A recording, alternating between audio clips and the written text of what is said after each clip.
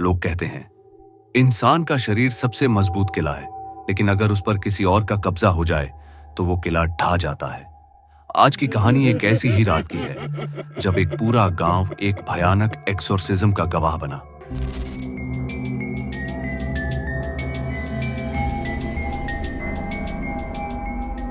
गांव की सबसे हंसमुख लड़की राधिका अचानक बदल गई थी।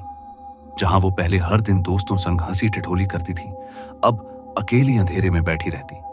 कभी बिना वजह हंसना, कभी जोर से चीखना, कभी दीवार पर अपनी परछाई से बात करना। उसके माँ बाप ने सोचा कि यह कोई बीमारी है, लेकिन जब उन्होंने देखा कि राधिका रात को हवा में उठकर छत को छू रही है और उसकी आंखें चमक रही हैं, तो उनके पैरों तले जमीन खिसक गई। गांव में बातें फैलने लगीं।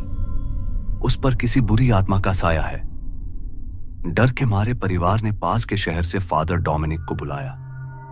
वो उम्रदराज पादरी थे, लेकिन उनकी आंखों में एक अलग आत्मविश्वास और थकान भी झलकती थी, जैसे उन्होंने पहले भी कई बार शैतान का सामना किया हो। जैसे ही वो हवेली में दाखिल हुए, राधिका ने गुर्राते हुए कहा, तू मुझे बाहर नहीं निकाल पाएगा, ये शरीर अब मेरा है। उसकी आवाज भारी, गूंजती हुई और इंसानी नहीं थी। फादर डोमिनिक ने होली वाटर से कमरे को छिड़का और मोमबत्तियां जलाईं, लेकिन तभी कमरे का तापमान गिर गया। सांसों से भाप निकलने लगी। राधिका बिस्तर पर लेटी थी, पर अचानक उसका शरीर ऊपर उठा और वो हवा में तैरने लगी। उसकी गर्दन पूरी तरह पीछे घूम गई और वो हंसने लगी। पादरी ने बाइबल खोली और मंत्र पढ़ने लगे। जैसे जैसे शब्द गूंजते, राधिका तड़पती। अचानक उसकी आवाज बदल गई और वो बोली, मत करो ये, मैं तुम्हारी राधिका हूं, पापा बचाओ मुझे। उसके पिता दौड़ पड़े, लेकिन फादर डोमिनिक ने हाथ फैलाकर उन्हें रोका। ये उसकी आवाज नहीं, ये शैतान का छल है। कमरे में मौजूद हर शख्स को अजीब हेलुसिनेशंस होने लगे। किसी को लगा कि छत से खून टपक रहा है, किसी को लगा दीवारों पर सांप रेंग रहे हैं। एक पड़ोसी औरत चिल्लाई, वो मेरी बेटी है, देखो वो मुझे बुला रही है। लेकिन वहां कुछ भी नहीं था, बस राधिका की आंखें सबकी ओर घूर रही थीं। फादर डोमिनिक ने क्रॉस उठाया और जोर से कहा, leave this soul in the name of the Lord. Radhika कांपने लगी, उसकी हड्डियां चरमराने लगी। उसका शरीर अचानक दीवार से टकराया, जैसे कोई अदृश्य ताकत उसे फेंक रही हो। उसने एक लंबी डरावनी चीख मारी। गांव वाले खिड़की से झांक रहे थे, पर डर से कोई अंदर नहीं आ रहा था।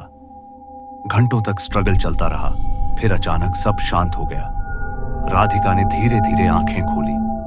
उसके चेहरे पर मासूम मुस्कान थी।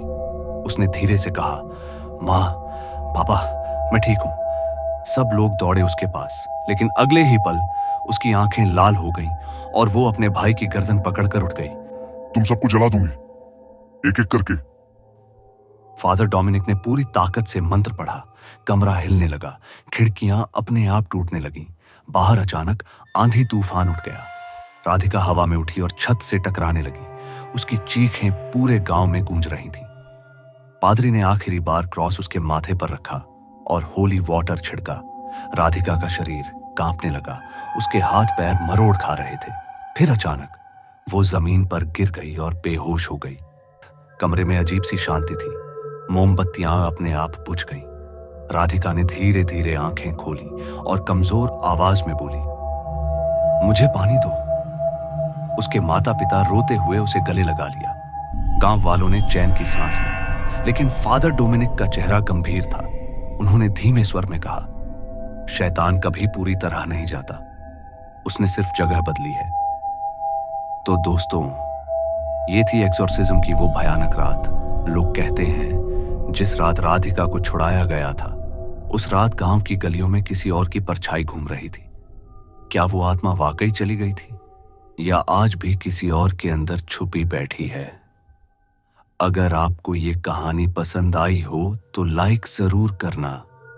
कमेंट में बताना कि कौन सा पल आपको सबसे डरावना लगा, और ऐसी ही कहानियों के लिए चैनल को सब्सक्राइब करना मत भूलना।